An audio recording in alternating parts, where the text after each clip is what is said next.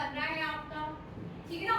प्रतिबिंब आप दर्पण के सामने खड़े हो और आपका प्रतिबिंब बन रहा है, तो इन सारी चीजों को आपको कैसा मैथमेटिकली भी शो करनी है, ठीक है ना, कि आप कितनी दूरी पर खड़े हो, प्रतिबिंब कितनी दूरी पर बन रहा है। तो ये सारी चीजें आपको कैसे देखनी है, मैथमेटिकली भी देखनी है कि दूरी कितनी है, प्रतिबिंब कितनी दूरी पर बन रहा है, ठीक है ना। अब प्रश्न ये उठता है कि हम दूरियों को पॉजिटिव लें कि नेगेटिव लें, ठीक है ना, समझ रहे ना। दूरियों को कैसा, कब आपको पॉजिटिव लेना है, कब आपको नेगेटिव लेना है। तो हम सभी ये एक्सिस तो समझते ही है ना, ये एक्स एक्सिस, ये माइनस एक्स एक्सिस, ये वाई एक्सिस और ये माइनस वाई एक्सिस, ठीक है ना, समझते हैं ना। X axis, Y axis, minus X और माइनस वाई, मतलब यदि ये आपका ओरिजिन है, ओरिजिन पॉइंट, तो यहाँ पर जितनी भी चीजें आएंगी वो पॉजिटिव रहेंगी, ठीक ना। यहाँ पर सारी चीजें कैसी रहेंगी, पॉजिटिव, धनात्मक, और यहाँ पर जितनी भी चीजें हैं वो कैसी रहेंगी, ऋणात्मक, ठीक है ना। आपसे हमेशा ही मतलब ये माना जाता है कि आपने जो है दर्पण को ओरिजिन पे रखा हुआ है, इस तरीके से दर्पण को, ठीक ना। ये रखा है आपका अवतल दर्पण, कहाँ पर रख रहे हैं अपन, ओरिजिन पे, ठीक है ना। वैसे ही यदि मैं आपसे बात करूं तो यहाँ पर भी आपने दर्पण को कैसा रखा है, ओरिजिन पे, मूल बिंदु पर, ठीक है ना। ये हो जाएगा आपका उत्तल दर्पण, ठीक है। ये अवतल, वो उत्तल, इज दैट क्लियर, ठीक है। तो ये आपका क्या है, मूल बिंदु, ये आपका मूल बिंदु और ये आपका मूल बिंदु। अब आपको पता है यहाँ जितनी भी आप चीजें लोगे वो ऋणात्मक रहेंगी, और मूल बिंदु की दूसरी साइड आप जितनी भी चीजें लोगे वो कैसे रहेंगी, ऋणात्मक, धनात्मक, ठीक है ना। सेम चीज यहाँ पर भी, यहाँ धनात्मक और इस साइड कैसा हो जाएगा आपका ऋणात्मक, इज दैट क्लियर। इतनी बात सभी को क्लियर है। अब आप क्या करते हो, आपके पास कई सारे टर्म्स हैं, u, v, f, r, ये कई सारे टर्म्स हैं, जहां पर u आपको बताता है ध्रुव से, मूल बिंदु को हम यहाँ पर क्या बोल देते हैं, ध्रुव, ध्रुव से वस्तु के बीच की दूरी, याद कर लो, u, v, u क्या हो जाएगा, ध्रुव से वस्तु के बीच की दूरी,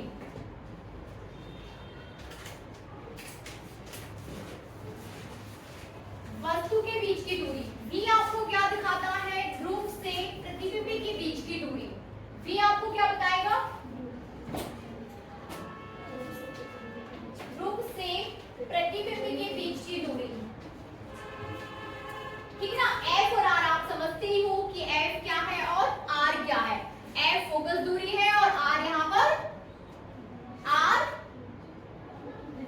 जो है वक्रता त्रिज्या, ठीक है ना। r क्या हो जाएगी, वक्रता त्रिज्या।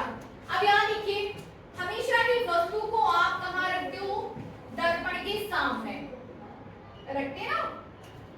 यदि किसी चीज का आपको चित्र देखना है तो उसको आप दर्पण के सामने ही रखोगे, ठीक है ना। तो u हमेशा ही कैसा रहेगा, ऋणात्मक, है ना, दिखाई दे रहा है। याद करना पड़ेगा क्या, नहीं करना पड़ेगा।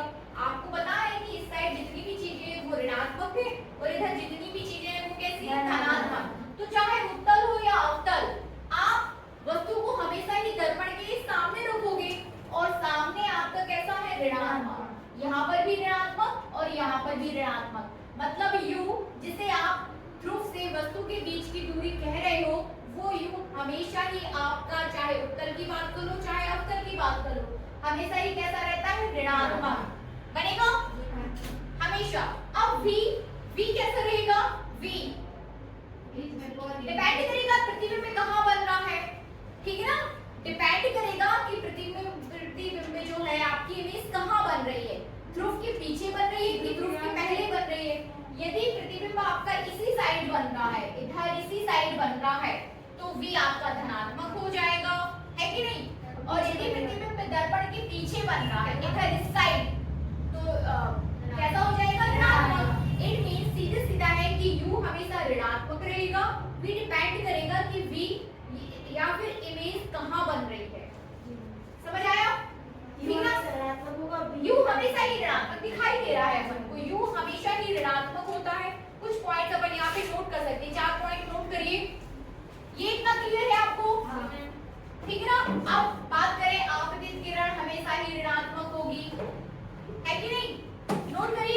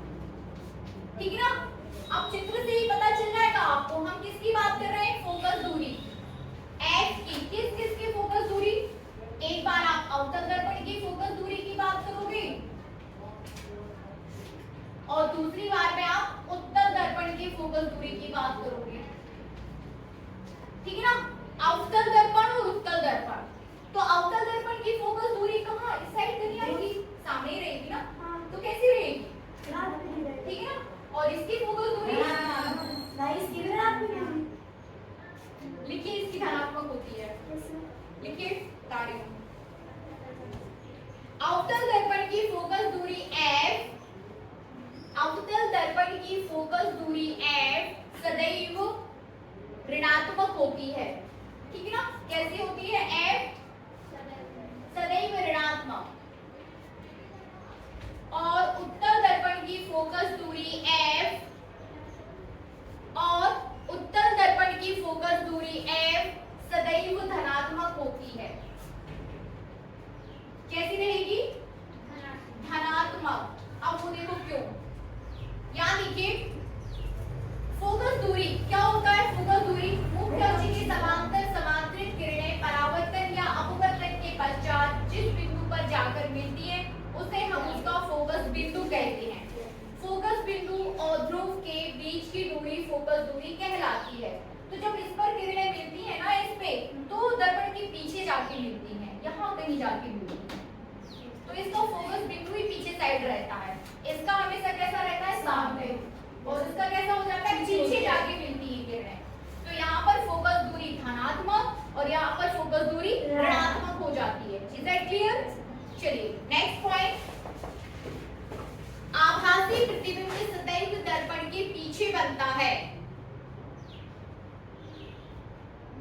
आभासी प्रतिबिंब सदैव दर्पण के पीछे बनता है। ठीक ना, ये तीसरा पॉइंट है।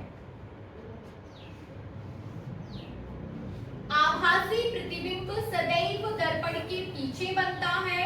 तो जब पीछे बनेगा तो फिर वो कैसा हो जाएगा? भी धनात्मक। ठीक है ना। आभासी प्रतिबिंब, यदि किसी दर्पण के द्वारा प्रतिबिंब कैसा बन रहा है? आभासी, इमेजनरी। आभासी मतलब इमेजनरी। ठीक है ना। तो वहां पर प्रतिबिंब हमेशा ही दर्पण के पीछे बनता है। जब दर्पण के पीछे की आप बात करने लगते हो तो वो कैसा हो जाता है? पॉजिटिव, धनात्मक। ठीक है ना।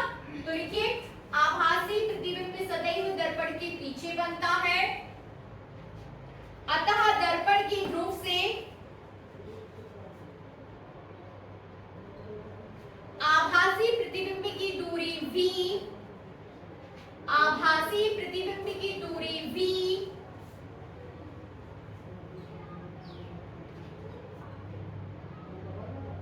सदैव धनात्मक होती है। Always positive. ठीक है ना। सदैव कैसी हो जाएगी? धनात्मक। ठीक है। अब चौथा पॉइंट,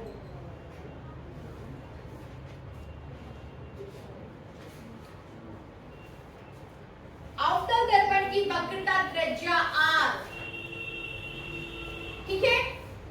क्या देखिए, यदि अवतल दर्पण की फोकस दूरी ऋणात्मक है तो वक्रता त्रिज्या भी ऋणात्मक होगी। सारे पॉइंट्स इसकी इसी साइड रहेंगी और उत्तल दर्पण के सारे पॉइंट्स कहां जाएंगे? इस साइड। ठीक है ना। लिखिए अवतल दर्पण की वक्रता त्रिज्या r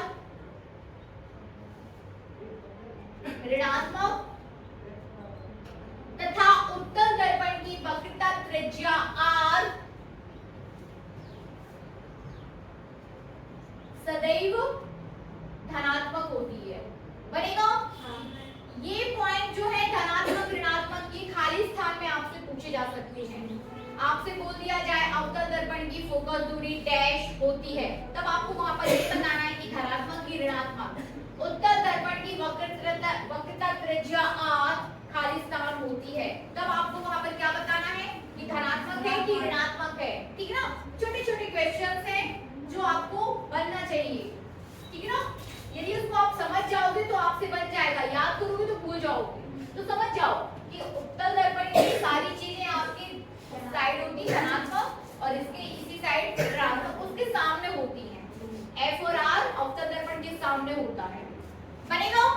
चलिए अब नेक्स्ट टॉपिक ले लेते हैं हम, गोली दर्पण की वक्रता त्रिज्या तथा फोकस दूरी में संबंध।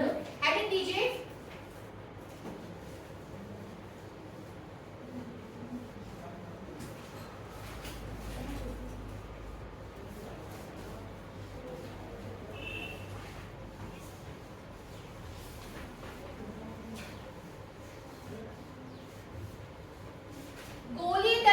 वक्रता त्रिज्या तथा उसकी फोकस दूरी में संबंध।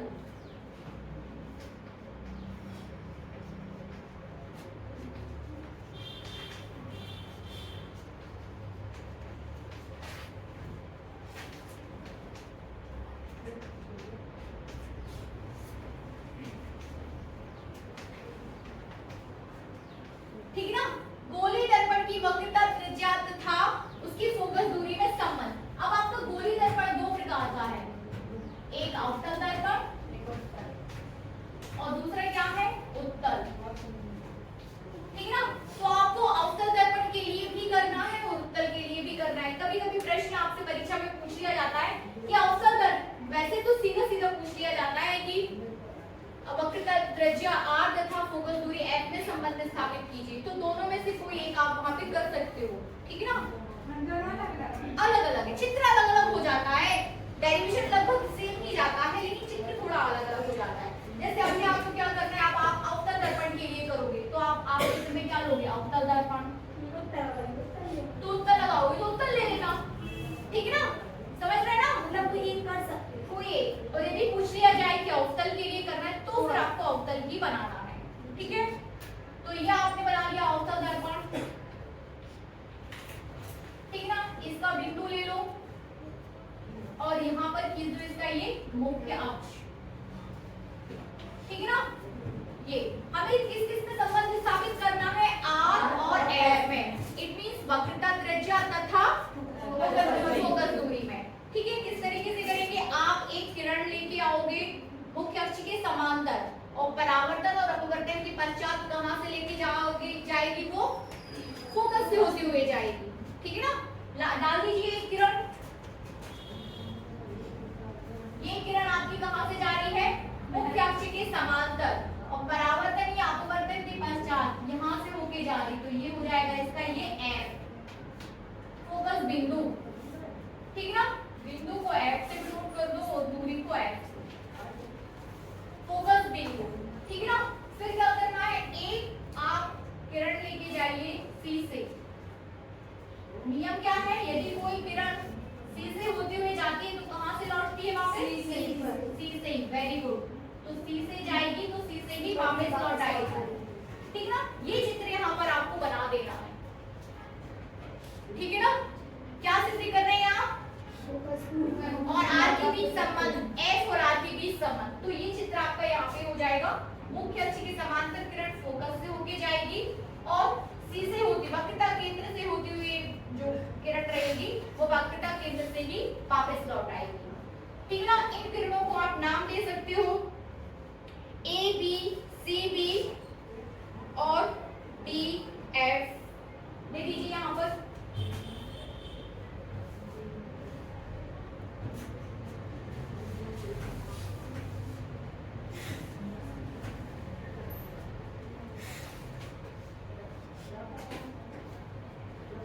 ठीक है ना, A B, इस पॉइंट को आप दे रहे हो A, कहां जहां टकरा रही है वो हो जाएगा आपका B। ठीक है ना, आपतित हुई परावर्तित हो गई, ये पॉइंट आपका D हो जाएगा। यहाँ पे C है, इसको भी देना पड़ेगा, इसे भी दे दो, बुक के हिसाब से दे देते हैं C बस है। ठीक है, ये पॉइंट C है। ठीक है ना, ये पॉइंट C है आपका। अब यहाँ देखिए, अब नियम आपको यहाँ पे लगाने हैं परावर्तन के। परावर्तन समझते हैं ना, समझ रहे हैं ना, तो यहाँ पर आपतित किरण कौन सी हो जाएगी, A B। ठीक है ना, थ्योरी यदि आप इसके लिखना चाहे तो कैसे लिखेंगे कि आपके पास अवतल दर्पण है। ठीक है ना, इस अवतल दर्पण पर आपतित किरण आपकी A B है जो कि पॉइंट B पर जाकर आपतित होती है। परावर्तन के पश्चात वो F से होते हुए D तक पहुंचती है। लिख सकते हैं आप अपने मन से। ठीक है ना, F से होते हुए कहां पहुंच रही, D तक। तो यहाँ पर A B आपतित किरण हो जाएगी। A B कैसी किरण हो जाएगी, आपतित किरण। A B आपतित किरण, तो पॉइंट B पर आप तक बिंदु है B। ठीक है ना, तो BFD, BFD इस पूरी किरण को आप क्या बोल दोगे, परावर्तित किरण। परावर्तित किरण बनेगा इतना। ठीक है ना, अब क्या बात कर सकते हैं हम बात कर सकते हैं यहाँ पर एंगल I और एंगल R की। एंगल I और R इट मींस आपतन कोण और परावर्तन कोण। ठीक है ना, तो आपतन कोण कितना हो जाएगा,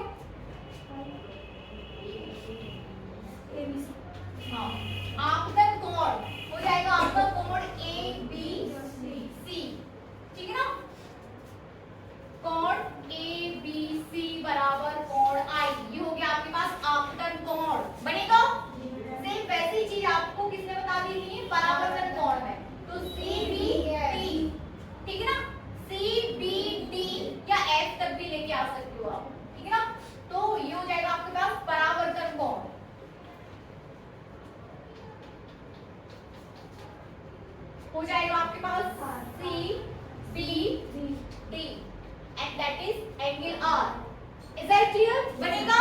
कुछ नहीं किया है, किरण को आपतित किया, परावर्तित किया, आपतित किरण को बता दिया, परावर्तित किरण को बता दिया, आपतन कोण को बता दिया और परावर्तन कोण को बता दिया। ठीक है, अब आगे क्या हो जाएगा? आपतन कोण बराबर परावर्तन कोण होता है ना? चलिए यहाँ तक करिए और फिर लिखिए। अब आपके पास हो जाएगा परावर्तन के नियमानुसार, थोड़ा सा नोट कर लीजिए, परावर्तन के नियमानुसार, ये नहीं लिखा?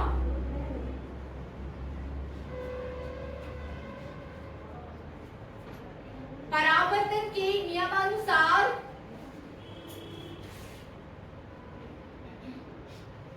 आपतन कोण ABC बराबर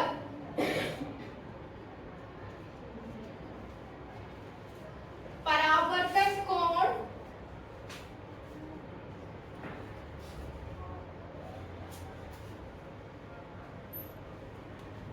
CBD। ठीक है ना? बनेगा इतना? इसे आप दे दो समीकरण 1। ठीक है, इसे ये साफ कर दूं मैं। ये हो जाएगा आपके पास समीकरण 1।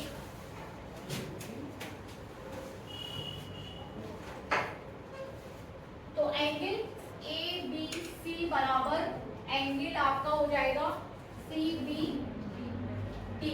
ये हो जाएगा समीकरण 1। ठीक है, अब यहाँ पर कहीं आपको दो समांतरित किरणें में दिख रही है क्या? कि दो रेज जो कि समांतर हो, AB और CO। ठीक है ना? ये कैसा है आपके पास? समांतर। तो लिख लीजिए, लिखिए AB तथा CO या OC, AB तथा OC समांतर है, वह BC उन्हें मिलाती है। ठीक है ना? BC उन्हें क्या कर रही है? मिला रही है। AB व CO समांतर है कि नहीं? ये और ये आपस में कैसे समांतर, और उन्हें कौन काट रहा है? BC। ये तिर्यक रेखा हो जाएगी। ठीक है ना? यहाँ पर अपन फॉर्मूला लगाएंगे एकांतर कोण वाला। देखिए AB व CU समांतर है और CB उन्हें मिलाती है या काटती है, जो भी लिखना चाहे, मिलाती है। ठीक ना? AB CB क्या है? उन्हें मिला रही है। तब यहाँ पर आप एकांतर कोण लगा दो। लिखिए, अतः एंगल ABC बराबर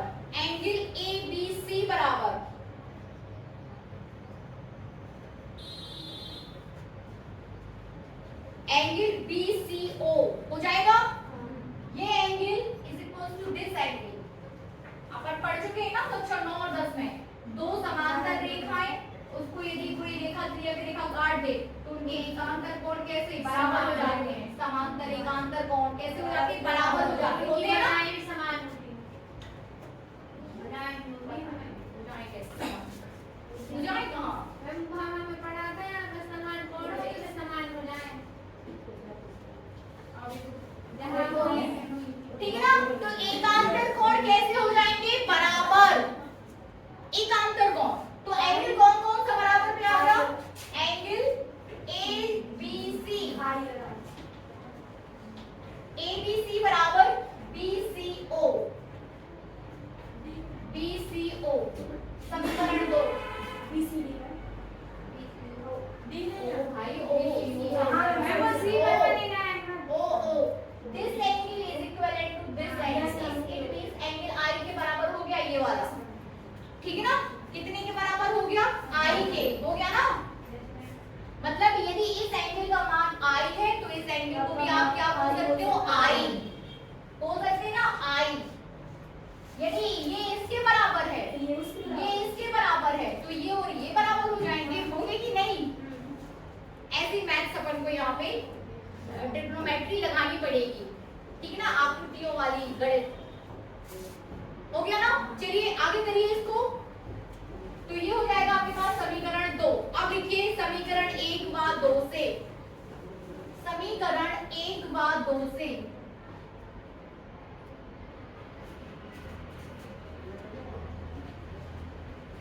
एक व 2 से क्या हो जाएगा समीकरण 1 व 2 से ये समीकरण 1 के ऊपर वाला और ये समीकरण 2 ABC इसके इक्विवेलेंट है ABC इसके इक्विवेलेंट है तो ये दोनों आपस में इक्विवेलेंट हो जाएंगे कर दीजिए एंगल CBD बराबर BCO एंगल CBD बराबर एंगल BCO ठीक है इक्वेशन थर्ड आप दोनों के मान रख दो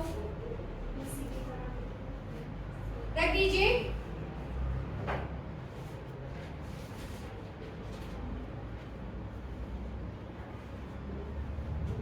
ठीक है ना हो गया अब त्रिभुज CBF में जाइए त्रिभुज CBF में किस त्रिभुज में जाना है अपन को CBF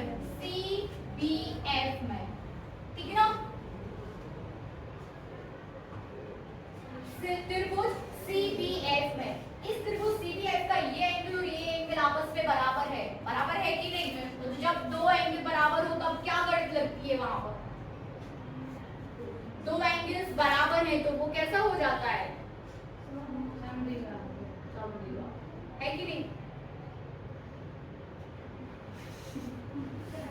होता है कि नहीं है ना तो यदि दो एंगल आपने इस त्रिभुज के दो एंगल को कैसा कर दिया बराबर तो उनके सामने की भुजाएं कैसी हो जाएंगी आपस में बराबर लिखिए त्रिभुज CBF में CBF बराबर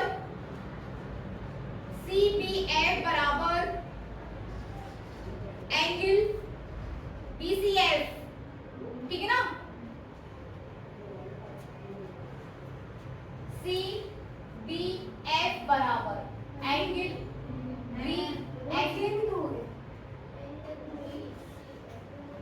हाँ मतलब इन दोनों एंगल को बराबर कर दो हो गए तब क्या हो जाएगा लिखिए तो भुजा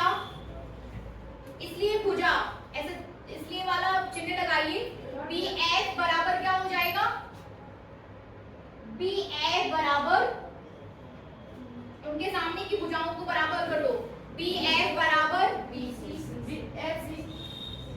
HC इसके सामने की भुजा ये है ठीक है ना और इसके सामने की भुजा आपकी इस एंगल के सामने की भुजा ये हो जाएगी CF इट मींस BF बराबर CF BF बराबर CF भुजा ये दिख नहीं रहा है लेकिन है मैडम है BF बराबर CF यही फॉर्मूला यहाँ पे लगता है BF बराबर क्या हो गया CF तो आप BF बराबर CF तक पहुंच गए इस आपको क्यों है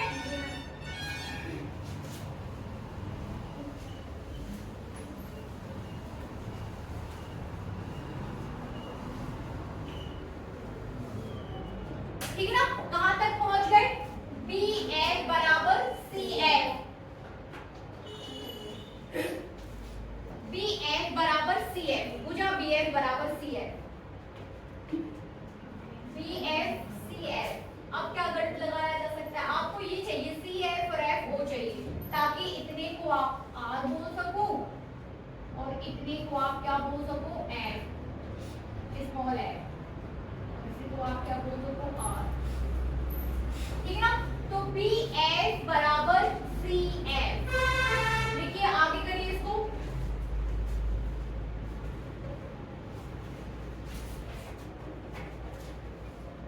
अब BF is equivalent to the BF किसके बराबर हो गया FC के अब आगे लिखिए यदि दर्पण का द्वारक छोटा है यदि दर्पण का द्वारक छोटा है तो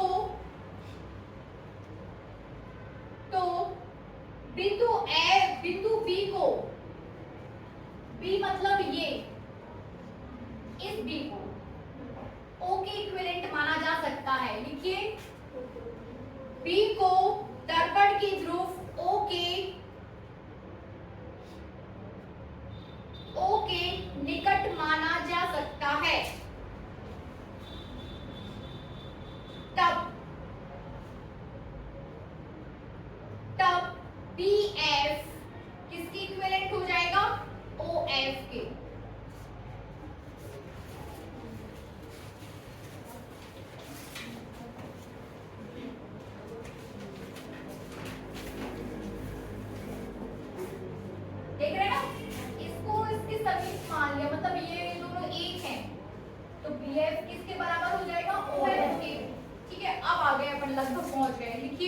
आगे इसे भी लिखो समीकरण, इसे कौन सा लिखे ऊपर वाला, इसे 4 और इसे 5। अब समीकरण 4 व 5 से, अब समीकरण 4 व 5 से सॉल्व कर दीजिए।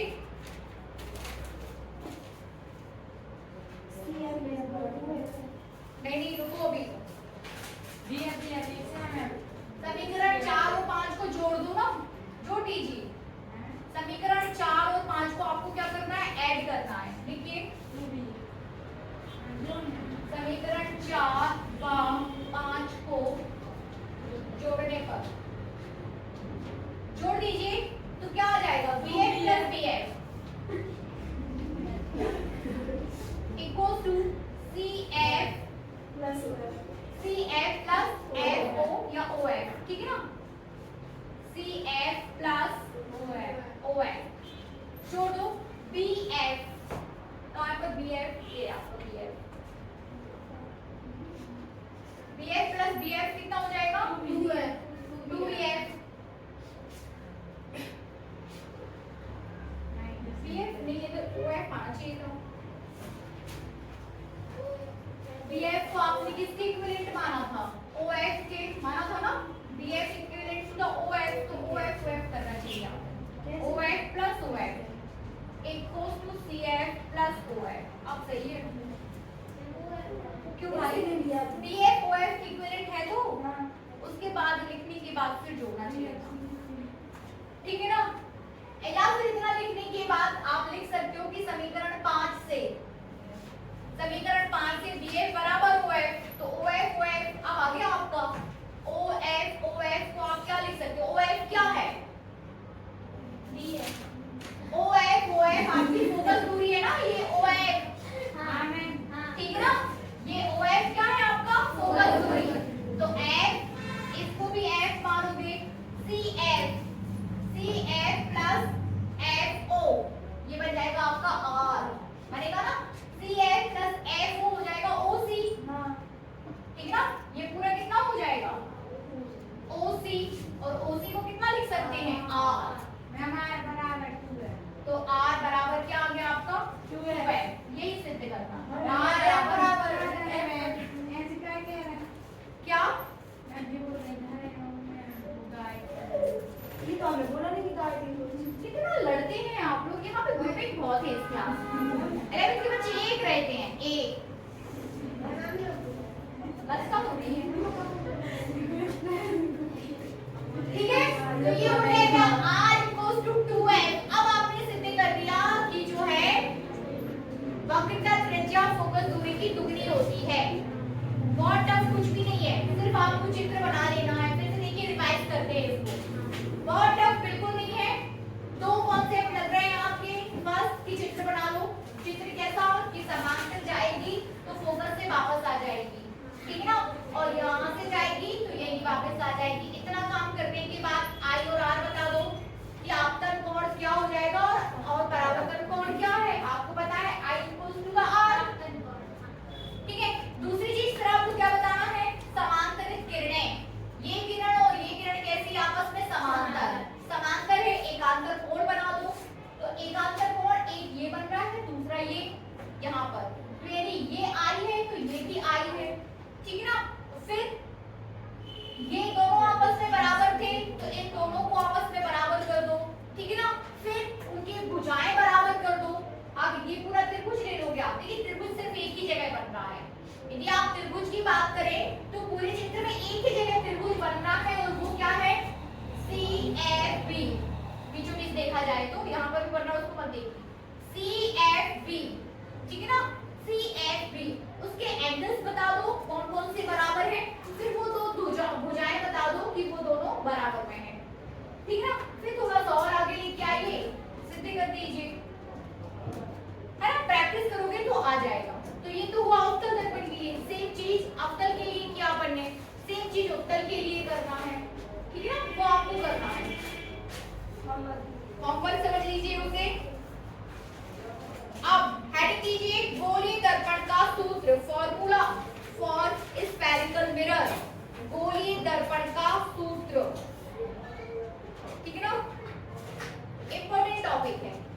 मैं साफ कर दूं, फटाफट इसको भी कर लेते हैं अपन।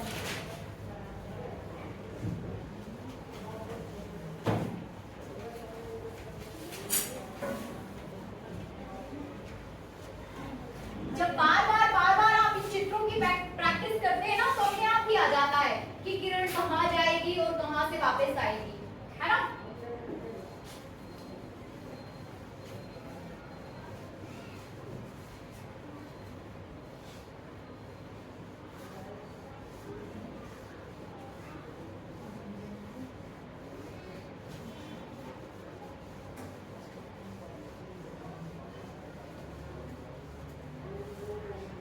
दर्पण सूत्र, अब ये भी आपके लिए गोली दर्पण के मिरर फॉर्मूले की बात करें, हम गोली दर्पण के लिए दर्पण सूत्र की बात कर रहे हैं, तो फिर आपके दर्पण यहाँ पे दो प्रकार के हैं, उत्तल और अवतल, ठीक है ना। तो किसी एक के लिए कर लेते हैं, ठीक है। तो ये हो जाएगा आपका अवतल दर्पण के लिए गोली सूत्र। मोस्ट ऑफ अवतल दर्पण के लिए पूछा जाता है, ठीक है। अवतल दर्पण के लिए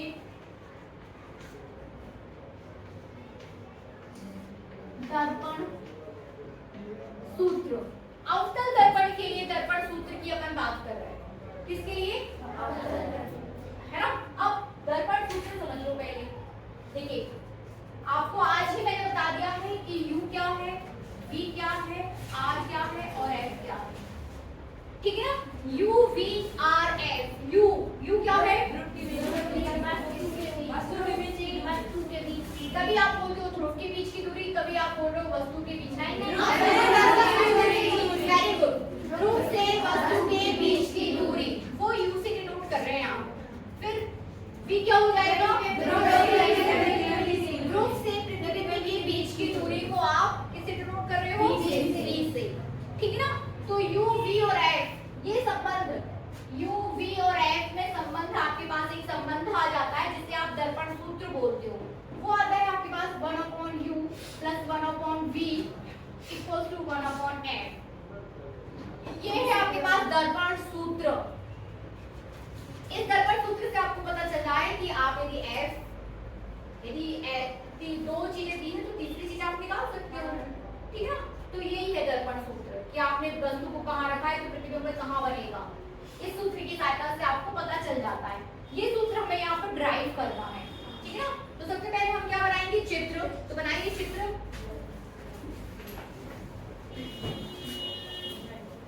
दर्पण सूत्र के लिए अब हम क्या बना रहे हैं, चित्र बना दीजिए। अवतल दर्पण और वस्तु को रख दीजिए थोड़ा सा C से दूर, मतलब C से दूर रखना है आपको वस्तु को।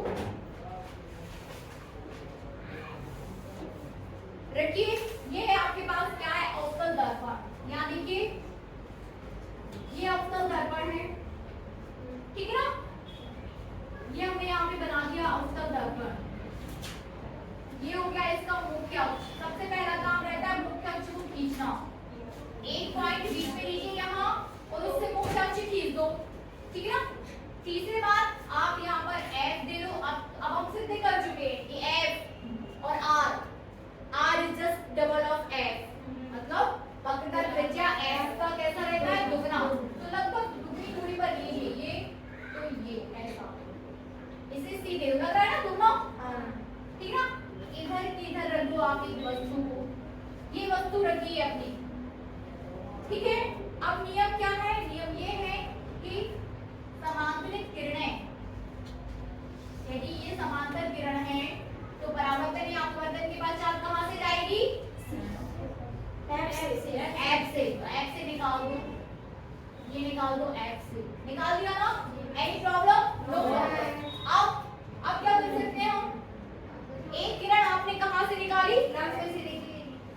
ठीक है ना। अब निकाल दो आप C से एक किरण, C से इधर, ठीक है ना।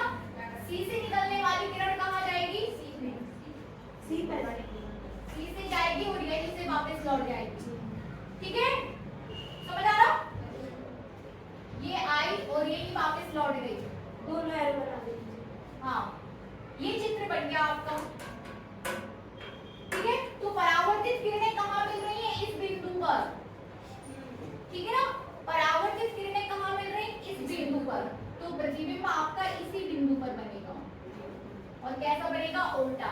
हमेशा याद रखिए वो प्रतिबिंब जो दर्पण के सामने बनता है वो उल्टा रहता है, जो दर्पण के पीछे बनता है वो सीधा रहता है। जो उल्टा बन रहा है वो वास्तविक और जो सीधा वो आभासी। अपन सबके प्रतिबिंब कैसे रहे? आभासी, कि सीधे बन रहे। ये समझ आया चित्र? किरणें कहां से निकालनी है? नियम है आपके पास, समांतर तो फोकस से निकाल दो, एक किरण निकाल दो आप सी से और सी से वापस कर दो। कटान बिंदु आपको यहाँ कहीं मिलेगा तो प्रतिबिंब यही बन जाएगा। चित्र समझ आया? ठीक है ना? उसको नाम दे दो TPE। पोल है एक्चुअली, जो पहले अपन टॉपिक अभी कर रहे थे वहाँ O, एक्चुअली वहाँ हमें P लिखना चाहिए क्योंकि ध्रुव को इंग्लिश में आप पोल बोलते हो और पोल आपका P हो जाता है, तो ये हो जाएगा आपका P। ठीक है ना? द्वारक को हमेशा ही आप किससे डिनोट कर देते हो? ठीक है, वस्तु को A B दे दो, A B चित्र के हिसाब से ही कर लेते हैं अपन, है ना, बुक के हिसाब से। ये वस्तु आपको क्या हो जाएगी? A B,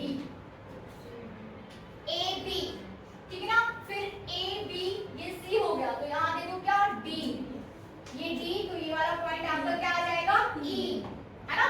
E दे दो और बाकी पॉइंट्स भी दे दो। ठीक है, वहां पर अपना प्रतिबिंब कर रहा है। प्रतिबिंब किसका है? ए बी का। इसको आप दे दो A1 B1 दे दो, ठीक है ना? A डैश B डैश भी दे सकते हो, जरूरी नहीं कि आप A1 B1 दें, आप A डैश B डैश भी दे सकते हो, जो आपको देना चाहें। देखो ये तीर वाला, यहाँ देखिए तीर वाला B है तो यहाँ पर तीर वाला क्या हो जाएगा? B। अब B1 दे दो, B डैश दे दो, क्या देना है? B डैश, ये आपका हो जाएगा B डैश, तो ये हो जाएगा आपका A डैश। ठीक है, ध्यान रखना ये तीर है तो ये तीर, तो यहाँ ही आपको, यदि ये भी है तो ये B डैश, ठीक है ना? तो ये हो गया आपका पूरा चिन्हांकित कर दिया आपने पूरे चित्र को। चित्र समझ में आ गया? निकालना क्या है? दर्पण सूत्र। अब दर्पण सूत्र तो आपको U और V ही बताना पड़ेगा कि कहां से कहां तक। तो सीधा आप इसको ये बताइए, ये पॉइंट ये है, वस्तु आपकी यहाँ रखी है और ये ध्रुव है, तो यहाँ से यहाँ तक की दूरी कितनी हो जाएगी? फटाफट बताओ। बहुत बढ़िया मैम, U हो जाएगी। U वस्तु से ध्रुव के बीच की दूरी U होती है, तो AP आपकी U है, ठीक है ना? AP क्या है? U। Any confusion? U। अब प्रतिबिंब से ध्रुव के बीच की दूरी, ये प्रतिबिंब देखो हमने यहाँ लिख दिया, फिर ये आपका जा रहा है यहाँ, तो ये कितना हो जाएगा? V बनेगा, ठीक है ना? ये सब दिखाना पड़ता है।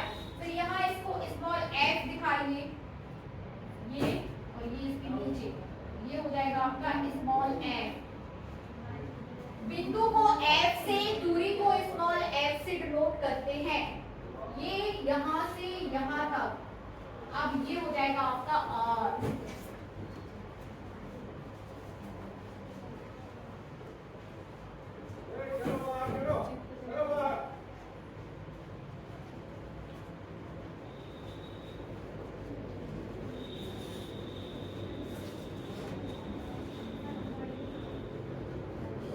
बढ़िया है? तो आपने U V F, अब बस क्या निकालना है? 1/U सूत्र है, याद रखिए दर्पण सूत्र है। कर ले? कर लेते हैं क्योंकि अभी आपके फिगर पीरियड नहीं है, इसको कंप्लीट करें। इसका चित्र बनने बनाए तो 10 मिनट और सही। लिखिए फटाफट लिखिए चिन्ह। बाकी थ्योरी तो आपको पता ही है कि वस्तु जो किरण है वो लिख लेना। अपन सिर्फ और सिर्फ क्या कर रहे हैं? इसका डेरिवेशन बस कर रहे हैं, थ्योरी नहीं बता रही मैं। थ्योरी में आपको पूरी समझा दिया, आपके थ्योरी, परावर्तित थ्योरी, केस औजारिक कहाँ है, सारे सब कुछ है आपके पास। थोड़ा सा इसको कर देते हैं, थोड़ा सा लिखिए।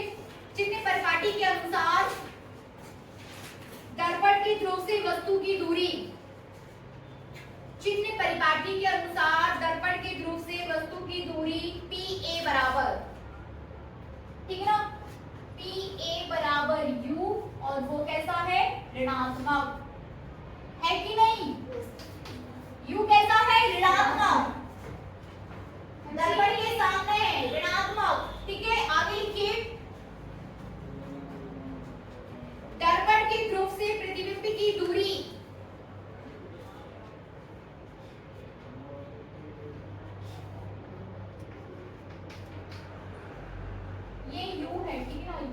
यू बना दो इसको, ये बी। अच्छा ये बताइए पी ए डैश कैसा रहेगा, धनात्मक की ऋणात्मक? ऋणात्मक, ठीक है ना, ऋणात्मक।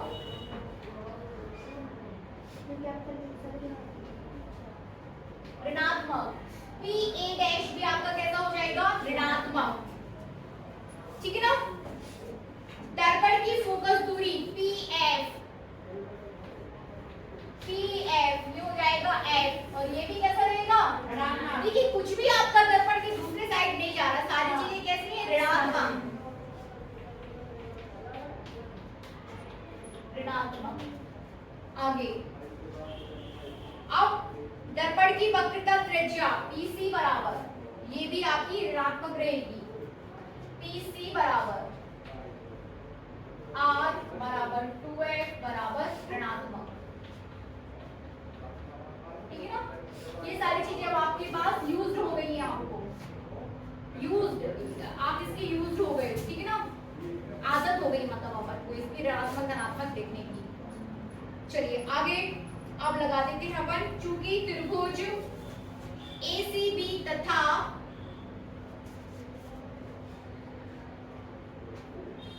ACB, देख लो त्रिभुज कहाँ है आपका, ACB, ओके दिख रहा है ना, ACB तथा लिखिए त्रिभुज A dash B dash C, मतलब ये वाला त्रिभुज ले लो और ये वाला त्रिभुज ले लो, ठीक है, ले लीजिए त्रिभुज ACB तथा A dash C B dash में, ठीक है ना, दोनों ही त्रिभुज आपने ले लिए ACB A dash B dash C, लिखिए कैसे हैं दोनों त्रिभुज, दोनों त्रिभुज आपकी समकोणिक हैं, कैसे समकोणिक, दोनों में समकोण बन रहा ना, एक समकोण यहाँ और दूसरा समकोण यहाँ, अतः समकोणिक,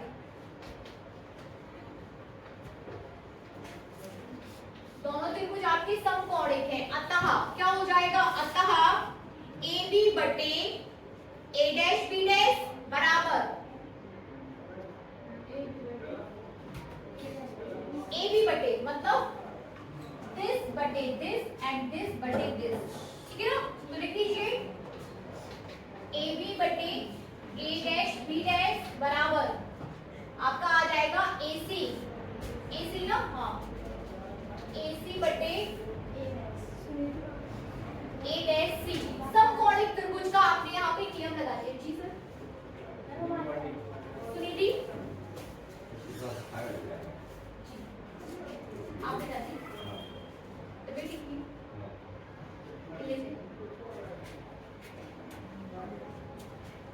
निकल जाएगी सुनीति, हाँ आप नहीं आए क्या? जी मैं कब आई इसी जून में मैं जैसे मेरे से ट्रांसफर हो गई फिर मैं आऊँ, पहले वो भी नहीं रहते हमारे यानी दूसरा है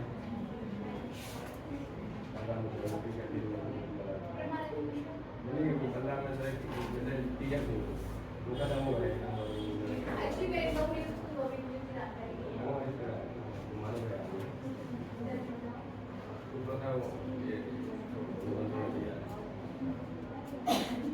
अच्छा अब ये चल रहा है शाम वगैरह,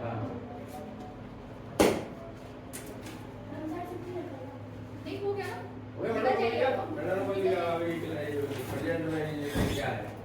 नहीं मैडम गवर्नमेंट सर्वेंट रहा हूँ, एक क्या अपना बाकी में ठीक है।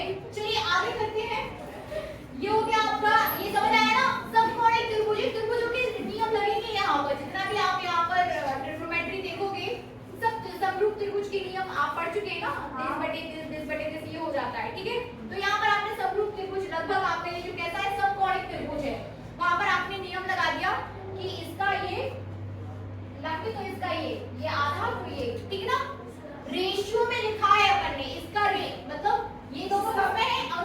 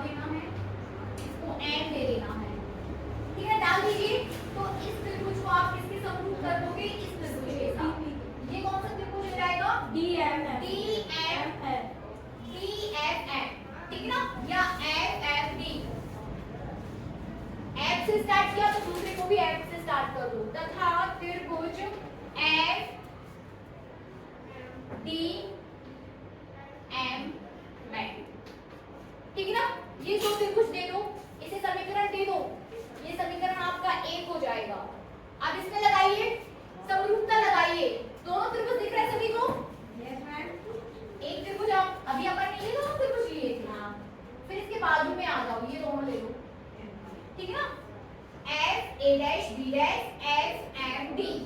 ठीक है, लगा दीजिए समरूपता।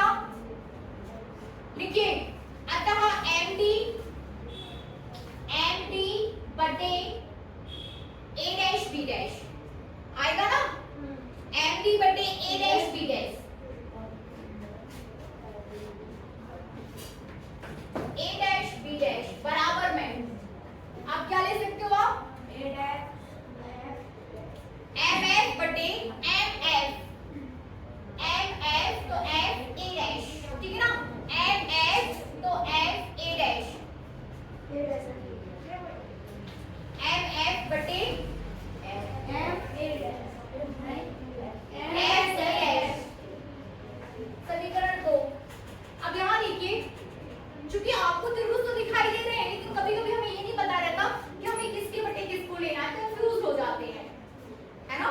देखिए आपको u v और f में संबंध स्थापित करना है, u v और f में, तो लगभग आप वो भुजाएं लीजिए जो f या जिनको आप f बना सकते हो या जो f को शो कर रही है, ठीक है ना। तो इन भुजाओं को मत छोड़िए जहां पर f इंक्लूडेड है, इज दैट क्लियर।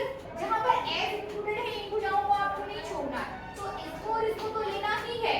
तो यदि AF तो इसका आधार तो इसका आधार, ठीक है ना, तो ये आपको लेना ही है।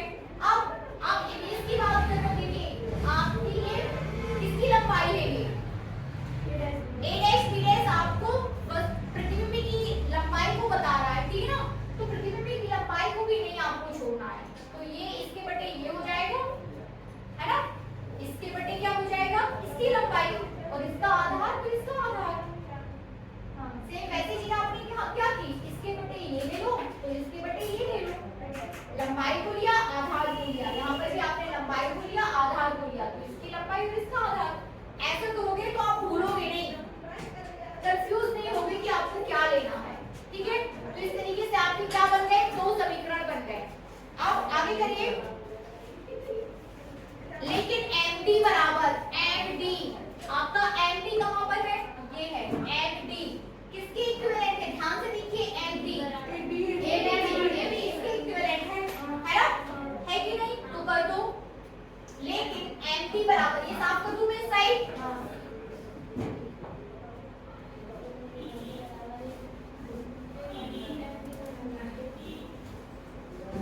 MD बराबर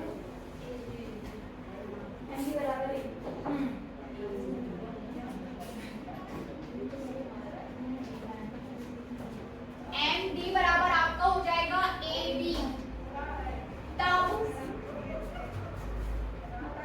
समीकरण 2 से अब हम पहुंचेंगे कहां, समीकरण 2 में। तो समीकरण 2 आपका MD की जगह अब आप क्या लिख सकते हो, AB, तो AB बटे आ जाएगा आपका AB बटे A डैश B डैश बराबर AC बटे MF upon F A dash. ये भी तो क्या था, ये भी MF भी क्यों अभी नहीं है, MF बटे आपका क्या है F A dash, A dash, ये हो जाएगा आपका समीकरण 3। अब आप समीकरण 3 और समीकरण 1 को देखो, समीकरण 3 व समीकरण 1 से वो क्या हो जाएगा, AC upon A dash C is equal to M upon F कर दीजिए। समीकरण 1 व समीकरण 3 से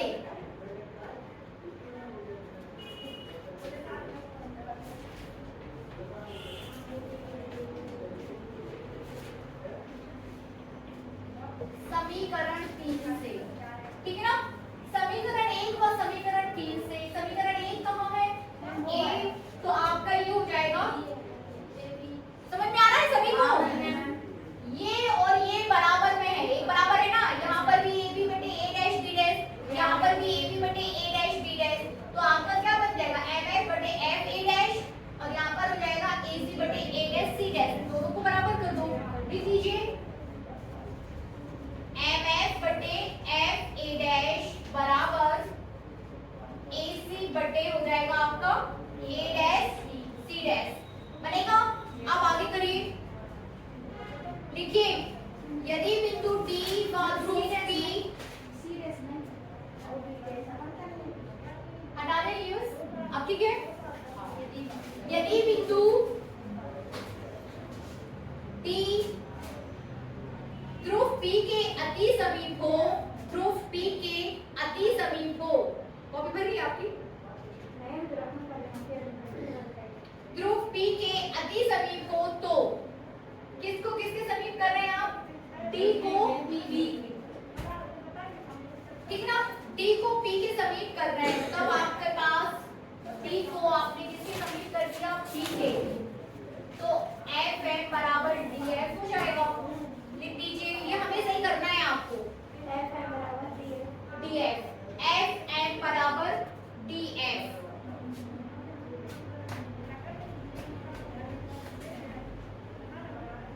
FM बराबर DF बराबर PF, तीनों चीजें एक बराबर हो जाएंगी। T को आपने P के समीप कर दिया है ना, तो FM बराबर PF, FM बराबर PF भी हो जाएगा। होगा भी नहीं? बता रहे तुम जल्दी लो।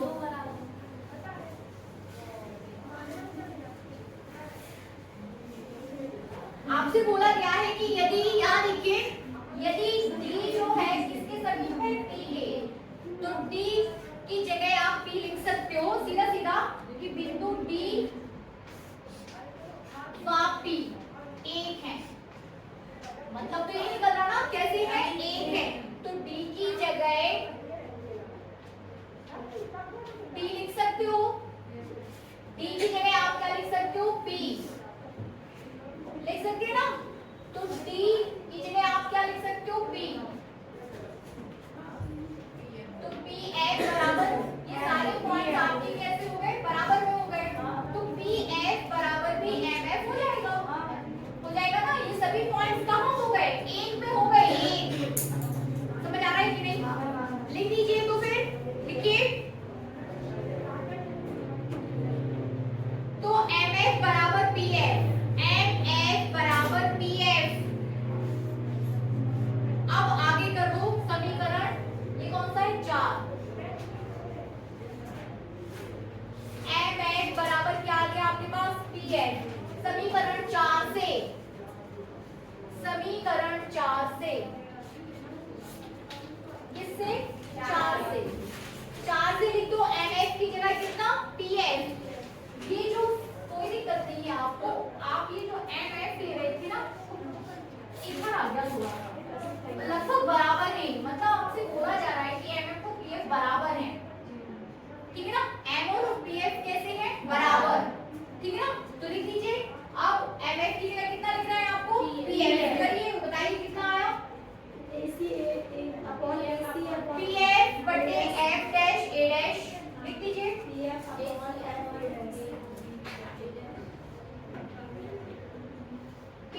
बटे आ जाएगा F A डैश बराबर AC बटे A डैश C।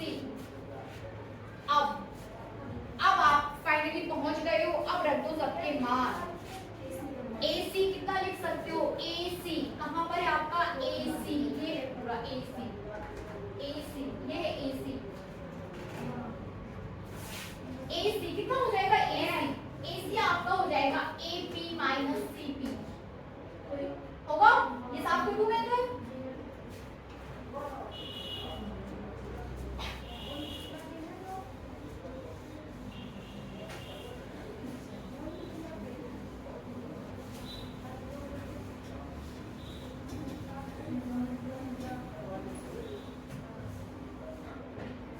ठीक ना? इन सभी को आपको U V में जैसे तैसे U और V के टर्म्स में लेके आना है, जो आपको फाइनल वहां पे समीकरण मिला है, इसे दे देते हैं अपन 5, ठीक है ना? इस समीकरण 5 को लगभग आपको U V और U V में मतलब जमाना है, ठीक है ना? एडजस्ट करना है, तो आपके पास क्या है? AC, इस AC को आप क्या लिख सकते हो? AC को AP माइनस CP लिख सकते हो, है कि नहीं? AP माइनस CP, AP कितना है? AP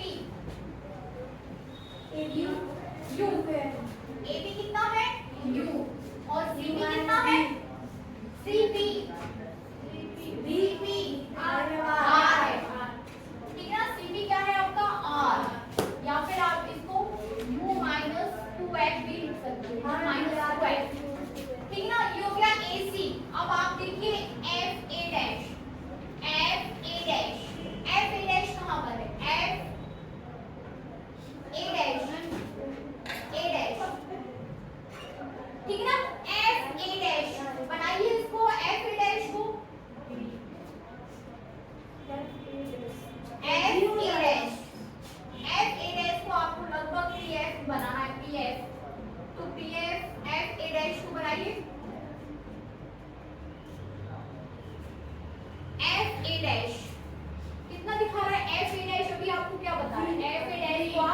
ए dash P minus F P कर दो, बी नहीं होगा, v माइनस एफ आ जाएगा ना यहाँ से। ए डैश एफ है ये, इतने में से इतना माइनस कर दो तो इतना हो जाएगा, तो कर दीजिए A dash P B minus F हो जाएगा, A dash P minus F P आएगा ना। ए डैश पी कितना है v minus F, minus F, तो ये हो गया आपका ए डैश पी। अब ए सी तो निकाल दिया, एफ ए डैश निकाल दिया, पी एफ कितना है बताइए फटाफट। P F D, P F आपका स्मॉल एफ है, ठीक है ना। पी एफ कितना है स्मॉल एफ, अब क्या बचा यू ए सी हो गया, ए डैश सी, ए डैश सी ये बचा, ठीक ना। इसको भी निकाल दो ए डैश सी को, ए डैश सी निकाल दीजिए, P C minus P A dash R minus B, ठीक है ना। आर माइनस बी करिए,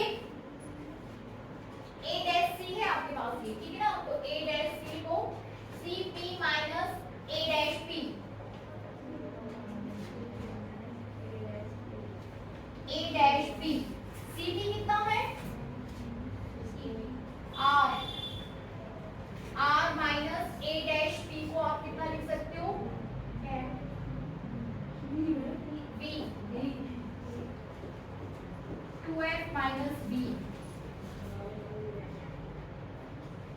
एक बार देख लो उसको, उसके बाद आगे बढ़िए, पहले समझ लो इसको कि किस तरीके से ये सारी चीजें हुई हैं, ये इतना गणित कहाँ से आया है कि नहीं।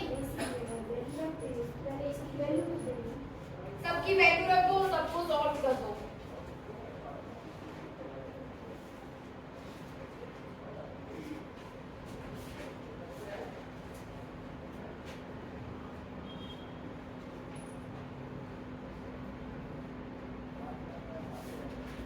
ये तो अपन ने देखा ही नहीं कि माइनस में आ रहा है कि प्लस में आ रहा, वो भी देख लो, सब माइनस में है,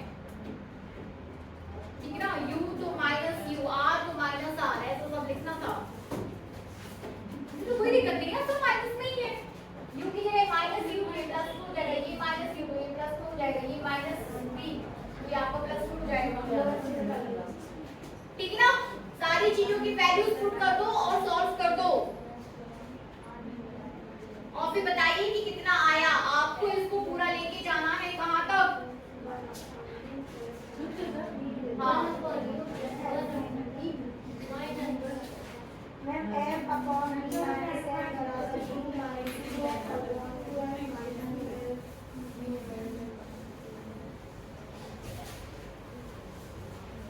ये आपके पास है पी एफ बटे एफ ए डैश बराबर ए सी बटे ए डैश सी। सभी के मान समीकरण 5 में रखने पर, ठीक है ना। तो पी एफ की जगह कितना लिखना है, पी एफ आपके पास माइनस एफ है, पी एफ क्या है माइनस एफ, सब माइनस में आएगा, ये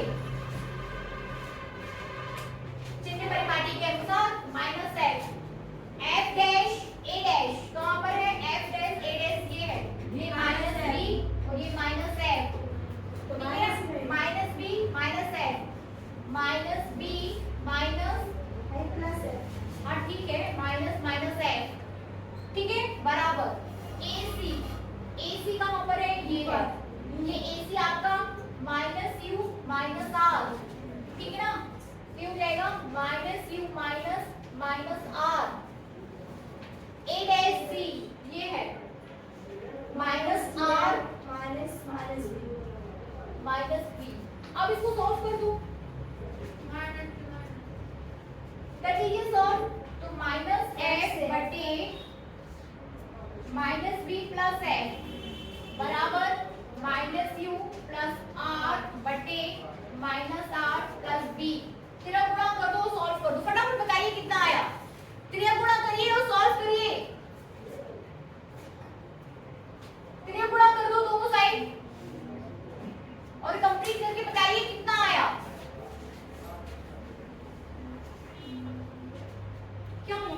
हंसी क्यों आ रही है? क्या समझ में आ रहा है?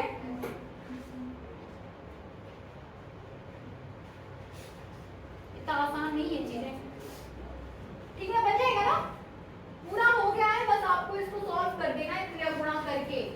फिर एक जगह, फिर जब आर आर लास्ट में आपको आर की जगह 2f रख देना, सॉल्व कर देना, तो आपके पास आ जाएगा 1/u + 1/v = 1/r। प्लस नहीं आएगा।